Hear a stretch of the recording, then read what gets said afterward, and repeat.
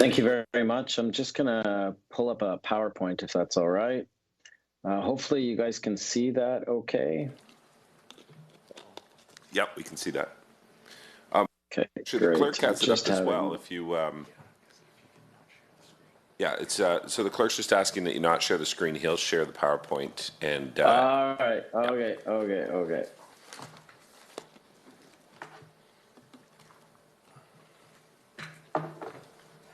Okay, so I guess the presentation is there and I'm not sharing anymore. Is that working? Yeah, we're looking at it. Safe supply. Where are we coming from? Thank you. So first of all, thank you for inviting me to speak. It's an honor, obviously, to be here. As mentioned, my name is Dr. Rob Tanguay. I'm a psychiatrist. I have subspecialty training in addiction medicine that I did a fellowship and 1-year training in, followed by a cross-appointed with anesthesia in pain medicine. It puts me as one of the few in North America as a psychiatrist with training in both pain and addiction. And so that's always given me a unique perspective on opioids and to another extent, cannabis. And so we're going to be kind of discussing a bit of what you just finished hearing, a bit more coming from more of the medical aspects. We can jump to the next slide. So we're going to move into the story of opioids. The next slide. Sorry, I should have sent you a PowerPoint. So this is basically a review of the number of opioid-related deaths in Ontario. It wouldn't matter if you're in Ontario, Alberta, Texas. It's going to look fairly similar in a lot of aspects. The reason I use it is it's quite a colorful graph, and it really can help tell a bit of a story of what we've seen and what was going on. If we go to the next slide, you'll see that in 1996 was the year that a long-acting OxyContin was formulated. Now, before that, we had some MS-Contin and some of the other long-acting, but really, we were using opioids in the pain world for short usages only, and there was only short-acting medications. Now, when they shifted it to long-acting medications, they didn't need further FDA approval for the treatment of pain for indications because they already had those indications. But now, all of a sudden, we could take what was normally 5-milligram tablets and jam a whole whack of them into 80-milligram and 100-milligram and 120-milligram tablets, something that was completely unheard of. You can see the only real opioid-related deaths at that time came from two things, codeine and morphine, because they were the only medications really prescribed by primary care and was accessible in most of the communities. Now, you can see in the next slide, between 1996 and 2000, not a lot really changed. You see a little bit of a blip there. That represents methadone. The theory is some methadone clinics might have opened in Ontario at that time, but really not much had really changed. But in the year 2000, a couple of things occurred. One, a massive shift in how we were looking at pain. The fifth vital sign came out, which was perpetuated by the American Pain Society at that time, which no longer exists, and was funded a lot by the pharmaceutical industry, which you guys have heard a lot about today. And, the second thing was that there was a movement in education that it was okay to prescribe opioids for all chronic pain. And in fact, the switch occurred that now you were not a good doctor if you weren't prescribing enough. And you could actually get college complaints for not palliating pain and taking care of people. And if we go to the next slide, the pharmaceutical industry was very strong, and this is a bit of shot at Purdue, and this isn't just Purdue. This could have been Janssen and other pharmaceutical industry companies that were selling opioids. But we saw lots of gimmicks and toys. That's actually a MS-Contin or a morphine sulfate long-acting tablet stuffy. That is a toy for your kids. Now, if you can find one, there's actually a green one, an OxyContin stuffy that's out there. I would purchase it from you because I've been looking for it for a long time. And that's not always the shocking part. At that time, swing is alive. OxyContin is the cure for all pain. How do you spell relief? It's Percocet. there was a big movement, and these were some of the kicks that were given to doctors and families and everyone else as part of the salesmanship that was going on. Scrolling down, and, a lot of education started happening by the pharmaceutical industry towards physicians. Now, that continues to occur today. That has occurred for many, many generations. And this is where a lot of that education comes from. But, Purdue knew, and as did the other companies, they knew the more that they got in front of physicians, the more likely the physician is to prescribe that medication. And all of the pharmaceutical industry knows that. The problem is, if we don't have the pharmaceutical industry being involved in medical education, there's basically a paucity of medical education because nobody's funding it. So, despite the fact that marketing of OxyContin increased the amount of prescribing of OxyContin just by going to see the physicians, they also knew that there was harms involved in this. They were selling processes like it's not addictive. Pain is the fifth vital sign. There is no top dose. You give as much as that patient needs in order to be stable and to palliate that pain. Unfortunately, these are the same kind of stories that we are now hearing again 20 years later from a lot of the safe supply physicians saying, I allow my patient to decide. I give my patient as much as they need. One of my mentors quickly told me when learning about pain medicine that we are not liquor stores and patients don't get to come in and choose whatever they want to choose, that we are the physicians and it is our job to manage and create functionality, not palliative care. And it was these kinds of teachings of the fifth vital sign, there is no maximum dose, we palliate pain, we keep going as much as needed, even though the origins of the epidemic, the pharmaceutical industry was well aware that morphine sulfate back in the mid-90s was being peddled in Vancouver and elsewhere. They knew that these long-acting opioids had significant street value. They did nothing about it. And we like to blame the medical industry and doctors, but if we pull back and think about one thing for a second, the doctors had nothing else to treat pain. Physio's not covered, mental health is not covered. All the other aspects of pain medicine that actually benefit people are not covered. The only thing they had was their prescription pad and a slick selling salesman telling them why they should do it. Next slide. Now, of course, between the year 2000, and if we go to the next slide after that, and the year 2012, we see the red line, which represents oxycodone, a significant number of opioid-related deaths. It was the most popular opioid on the street. It was everywhere. In 2012, OxyContin was removed, and OxyNeo comes into play.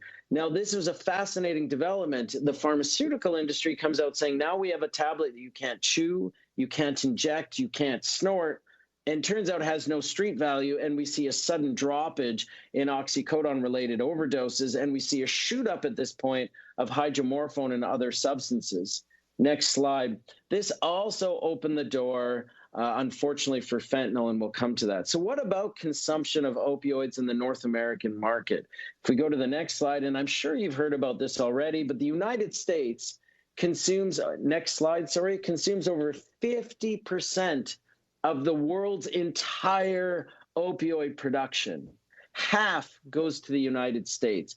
If we go to the next slide, when we look at opioid prescribing and consumption, the United States #1, and right behind the United States is our own country in Canada. If we go to the next slide, if you go to the bottom, actually, you see Israel, France, not third world countries, but countries that were well developed with good medical systems, not prescribing and consuming. And of course, OxyContin started in North America, but it's become an international phenomenon. Next slide. You heard from the previous lecturer about these international companies. Mundi Pharma is owned by the Sackler family, and outside of the United States and Canada is where OxyContin and oxycodone is being produced, not OxyNeo, I might remind you. And to give you an idea, China is worth $1 billion in Mundi Pharma as they prepare to sell it. The entire network may be worth well over $5 billion as the Sackler family looks to sell sell Mundy Pharma. Next slide. And what's interesting, we talked about China. A few years ago, China was barely prescribing any opioids. Since Mundy Pharma has been in China, we've seen an exponential growth in the amount of sales and distribution of oxycodone. It might almost say that North America was the test market and the rest of the world is where we're going. Next slide. When we actually look at who we prescribe to in the United States, it's fascinating that 16% of Americans who have a mental health disorder received over half of all the opioids prescribed in the United States, meaning that 25% of the world's opioids go to the 1 in 6 Americans who struggle with mental health. Unbelievable when we look at our own prescribing habits. Next slide. We're just going to go past that slide, and you guys can take a look at that later. We know that when we look at prescription of opioids and deaths, the correlation coefficient is 0.99. One is absolutely, if we do A, we get B. If we prescribe more, we see more deaths. Next slide. And this is no different than lung cancer and cigarette smoke per day. It's the same correlation coefficient. Next slide. And I know I only have 10 minutes, so I'm running into. So what do? Next slide. So we know safe supply is a big piece. We know that in 2012 is when we saw the next wave into the synthetic market and now the fentanyl-related overdose. Really, it was a perfect storm. OxyContin was removed, heroin started shooting up, and in came fentanyl and synthetic analogs of it. Next slide. These are obviously much more potent and dangerous. But what we had, and you've probably seen this graph, I'm sure, several times already. If you haven't, you can take a look at it. This is that concept of drug policy spectrum, an unregulated legal market, which is basically what we were doing with the prescription of opioids everywhere, and unregulated became highly harmful. Next slide. So what can we do? Safer supply is the belief that we can regulate it. I'm out of time, but I can take questions there, or I can just finish one piece. Go ahead. That's what I was just about to say, Dr. Tanguay. I think there's consensus at the table here that we would love for you to finish your presentation. This is some great information, and if you felt like you had to race over something, feel free to expand upon that. We appreciate that. Thank you. Perfect. So let's talk about safe supply or safer supply. Now, it was safe supply. Now it's safer supply because they've realized opioids aren't safe. We should just kind of end it at that level. But are prescribed hydromorphone opioids safer than fentanyl? Probably true. But, that doesn't talk about society as a whole or looking at the spectrum of the culture of drug use versus the access point and danger to an entire society and community. The 4-drug pillar system, which really is a Portuguese model that has been used elsewhere, includes prevention, treatment, harm reduction, and enforcement. You heard a great description of what harm reduction was and what it's morphed into. But the concept of the Portuguese piece was ramp up treatment, ramp up prevention techniques, which we don't see a lot of right now, ramp up enforcement, i.e. you cannot use drugs, even though in the harm reduction they decriminalized the personal use of drugs, which is an important process because that removes the concept that addiction is an illegal process and rather it is truly a health disorder. We don't make it illegal to have a broken leg. We don't make it illegal to have cancer. I don't know why it's illegal to suffer from a disorder like addiction. But that doesn't mean that it's okay to use drugs in open areas. And that's where enforcement ramped up. So how can we use this model and incorporate it with the concept of safe supply and other treatments into, well, quite simply, a devastating opioid crisis where more young people have died from an opioid overdose than COVID in the last couple of years? Imagine if we spent the money on opioids that we have on COVID. Scrolling down, what we can look at is that the concept of a responsible legal regulation and decriminalization is that we keep the societal and health harms low. The problem is safe supply, i.e., handing over as much hydromorph or other opioids or whatever substance that somebody wants, again, back to that liquor store concept or the old concept of how a pain doc would just give as much opioids as needed, really leads to that unregulated legal market, which has high societal and health harms.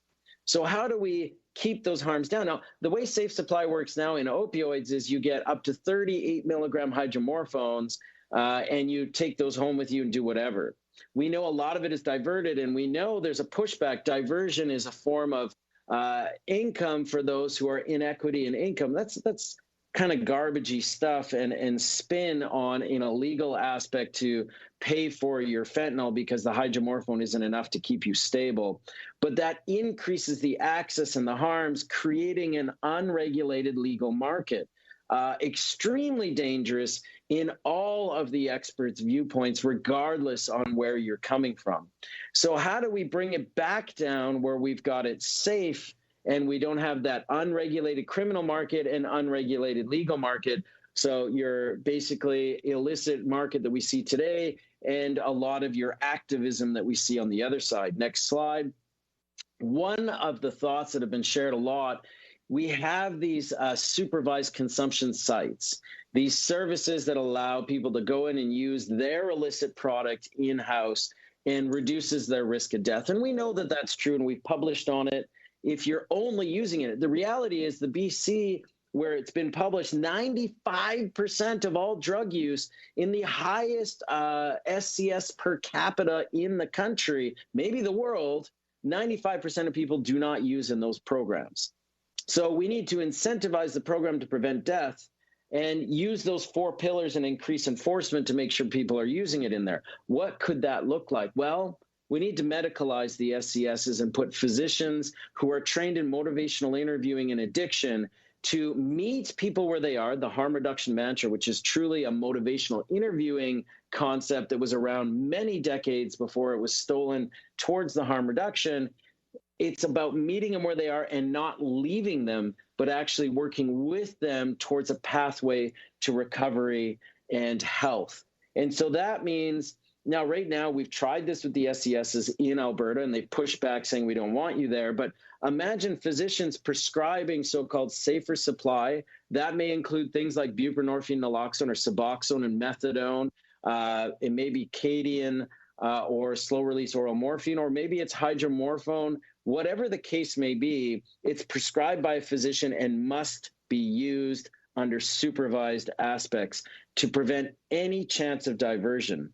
Now, what do you do for the communities that have these programs in them? Well, you remove the criminal element. If we scroll down to the last page, no longer do you have a bunch of people excited to sell drugs outside of the SCS because they're inside the SCS being prescribed.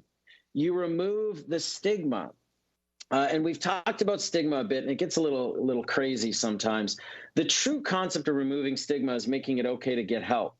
The SCSs have created a safe environment for people. The problem is nobody's really getting a lot of help there. They call them referrals, but we have no breakdown or pathways of where the referrals went. If I were having chest pains and I went to my family doctor and they said, look, it's not an emergent thing, but you should go see a cardiologist, my family doctor would refer me to a cardiologist, not, oh, the cardiologist might be available down the street and around the corner. Why don't you go knock on their door and then marking that off as a referral? It would improve the community and the acceptance of stigma in the community. If we change these things, we have ATCO trailers everywhere, and turn them away from the consumption site and into a true medical clinic, a primary care street level clinic where you can get treatment for infections, treatment for mental health, OAT and other evidence-based treatments, but also an opportunity that if you don't want any of that, fine. Here is one treatment that we can do in this so-called safer supply, but you cannot leave with it. You cannot go anywhere, and we can start building a relationship to move it up.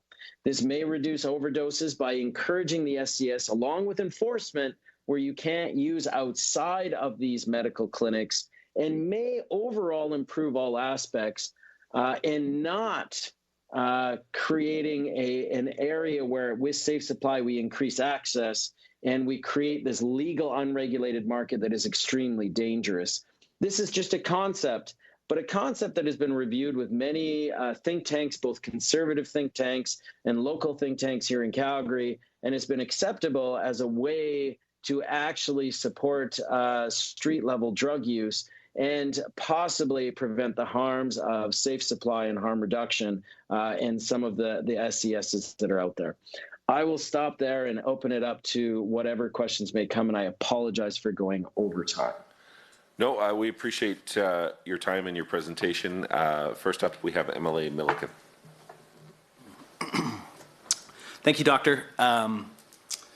If I could ask the clerk to put up 8 of 27. It's the main graph that we kind of started with. It happens to have the line for 2000. I'm not looking at the red at the vertical line.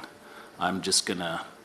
It's not the first time that I've seen this graph. I'm gonna wait till it, just for the benefit of those who might be watching. Awesome. Thank you so much. Okay, so with that graph, taking a look at it, I am seeing. Like, generally speaking, opioid-related deaths increasing. I'm seeing Correct. hydrocodone and tramadol relatively stable on the low end.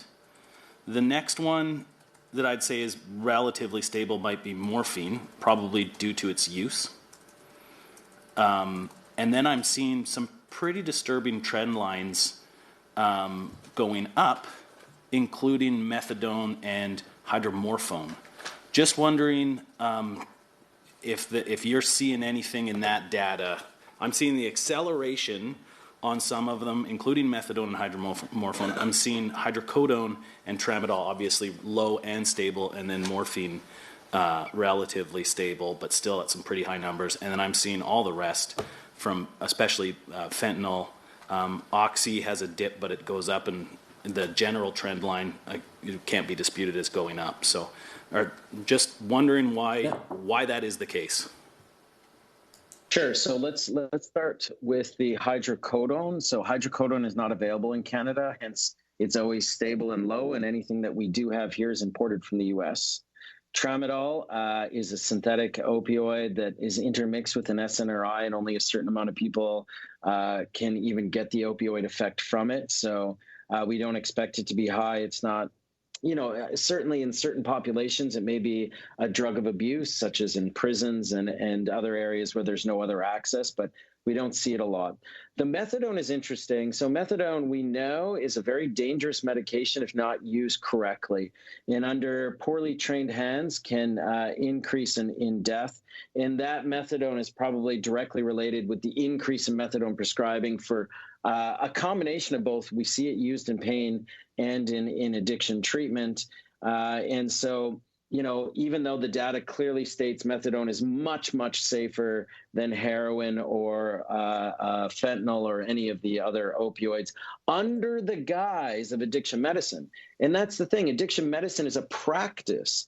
Unlike the prescription of safe supply, where there's no practice of addiction medicine, it's just person-centered, where whatever they want, they get.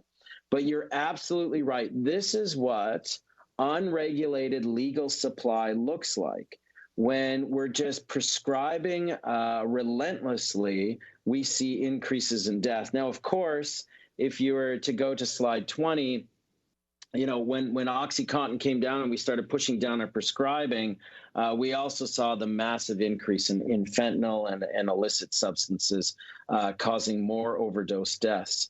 But again, we've just got to step back and remember, opioids are not safe to anyone. And that is what we have to remember. They may be beneficial to some people in pain, but they should be focused on functionality, not on palliating the pain. And they may be beneficial in a treatment to, as an opioid agonist therapy, be safer than injecting fentanyl. But we don't have any data to show that people stop using fentanyl or reduce their risks. And the best data we have is an OAT with methadone and Suboxone.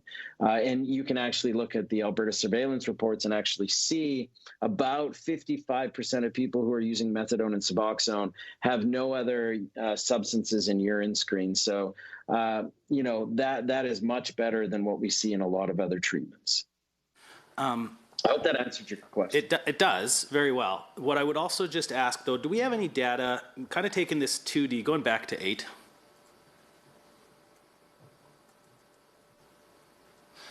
Taking this 2D and trying to kind of make it 3D. And what I mean by that is, like, Sure. Methadone obviously increasing. What is it? It's kind of a velocity versus acceleration question. And if we're giving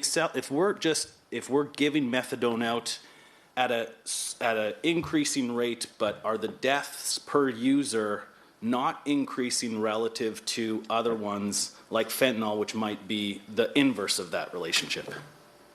Thoughts? I would say you're absolutely correct on that. And that's a really good view of looking at it at a systemic level. We've increased and ramped up the amount of methadone. Again, this is available on the Alberta surveillance website. But you see an increase over the last 2 decades of methadone. It started as kind of a treatment for heroin, and that was about it. And then the pain opioid prescribing, legal unregulated supply also meant an increase in addiction and an increase in methadone use and treatment. So I would say that the risk hasn't changed. It's just the number of prescriptions being doled out because of using it in a treatment facility. Thank you. Emily Rosen. Okay, thank you. I too want to dig a bit deeper on some of your data points.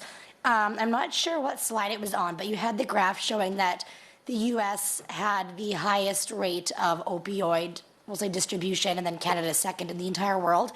I'm wondering if that graph shows opioids prescribed or just generally consumed. So it is just consumption. I need to confirm that for myself. It is consumption based on the Narcotic Control Board. But what we do know is that prescribing in North America was well higher than anywhere else. And of course, Bayer is based out of Germany. And so we see a lot more pharmaceutical influence there. But if we looked at Canada and the United States compared to the rest of the world, it's not even close at our prescribing. Okay, but this data on slide 12 would include opioids consumed that are not prescribed, so those purchased on the streets or from Safe Supply. Okay. So then my second question is, how do those numbers change, and how does the order of that graph change if we look at the numbers on a per capita basis? Oh, but that is on a 1 million people. Okay. So I'm answering my own question. Yeah, this is per capita, you bet. Sorry. Okay, no, perfect. So then you also mentioned that prescriptions are significantly higher in the United States and Canada. I'm wondering if you have any data that breaks down those prescriptions. So are we primarily prescribing opioids innocently to those who break an arm and need temporary pain relief, or are the bulk of our prescriptions being given out for more long-term sustainability or reliability purposes? Yeah, I think that if we step back, that's a great question. The vast majority of the data that we're looking at has always been about prescribing opioids judiciously for pain, as much as needed to anybody who wants it. Now, of course, the U.S. and Canada is very different. The U.S. had a lot of these kind of pill mills where there was massive money being made by docs who ended up in jail. In Canada, we didn't see that kind of stuff, but we have much more regulation by our own colleges to monitor and look at that. So that was slightly different as well. But, there was no doubt what we were trained as physicians is that you can give as much as that individual needs to reduce as much pain as they need, and it's up to us to keep prescribing until they're well, and if they get side effects, to rotate to another one. So everything that you're seeing there was really just bad practice and a lack of resources for anything else to help and support physicians, and they jumped on the train and believed they were doing the right thing. As was mentioned in the previous speaker, the majority of docs didn't do this to create harm. They did it because they believed they were doing the right thing. I believe the same thing of the docs who support safe supply aren't doing it because they want to create harm. They truly believe they're doing the right thing. It's just that the data isn't there to support it. We don't have any. And the previous data in a similar concept showed a lot of harms to our societies. Two more quick data-driven questions on that same vein. Is there any data from that data that shows the longevity of the drugs prescribed? So, are some of them being prescribed only when you go to the hospital with that first broken elbow and you get your little capsule to take home and that's all, versus people who are getting prescriptions refilled month after month, year after year? Are the bulk of our prescriptions long-term or short-term based? The bulk are long-term. And in fact, here's the sad part of what's happened. Now, to be clear, the Alberta Pain Strategy is an international leading strategy looking at the effects of opioids, prescribing in emergency departments, prescribing after surgery, prescribing in primary care. The vast majority of opioids were going out to chronic pain patients on long-term treatment. And unfortunately, the quick response of, oh my goodness, look what we've done as a medical society, stop prescribing them. We didn't actually stop prescribing in emergency departments or stop prescribing after surgery or stop initiating in primary care. We attacked chronic pain patients and forced them down. And so, we then went around waving the flag saying, look at us, we're reducing the amount of prescribing we're doing, possibly at a detriment to many chronic pain patients who were stigmatized as people whose doctor told them this is what you're supposed to do. This is how much you're supposed to take. This is what we're supposed to do to support you. And now being told, oh, you shouldn't be on this. Well, I never asked for it. My doctor just kept giving it to me. And now I'm the bad guy. Most of the data is based on that. And most of the push and change has affected an unfortunate population of individuals that never deserved it in the first place. Now, in Alberta, we're making those shifts with the pain strategy and many working groups and looking at algorithms and protocols to follow so that if you come into emerge, here's the maximum you get based on whatever diagnosis it is, if absolutely necessary at all. If you have surgery, here's the maximum you get, if necessary at all. Here's a transitional pain program. If you're struggling, you will transition over to there. This is leading internationally. Michigan has a great program there under Dr. Chad Brummett, and another TAPME program out of Toronto, and that's about it. And so really these kind of concepts is what we've got to do, is stop going after the chronic pain patient who's just doing what their doc tells them to do in the first place, and start working on docs to reduce the amount of initiating so that we reduce the overall burden of where these lead to. Okay. I hope that also adds. Yeah, thank you. I have one last question. So obviously our rates of prescribed and consumed opioids differ vastly compared to the rest of the world. How do our rates of addiction to opioids compare to the rest of the world? That's a great question. So opioids are one of the most addictive drugs we have outside of nicotine, which is much more addictive. We're looking at about 20 to 25% of all people who are exposed to an opioid will end up with an addiction. That includes chronic pain patients. Those are massive, massive numbers. So we outprescribe, so we're going to have higher levels of addiction than anyone else in the world. Then, of course, when you look at fentanyl is a North American phenomenon at this time. We look at Australia, there's rarely a fentanyl overdose, even though when we look geographically, it's closer and should actually have higher rates, but it doesn't. It is a North American phenomenon, and with that phenomenon, fentanyl is even more addictive than heroin is. The idea that, if we offer somebody hydromorph, they'll stop their fentanyl, that's insane. It doesn't follow pharmacodynamics or pharmacokinetics. It's not a true understanding of physiology and biology. An individual who's highly tolerant to fentanyl will not benefit from any safe supply unless it's fentanyl. And we cannot just judiciously hand out fentanyl. So we're in a catch-22. Everything we're talking about simply won't work. But anyways, coming back to your question, yes, we have higher rates because we have higher access and higher prescribing.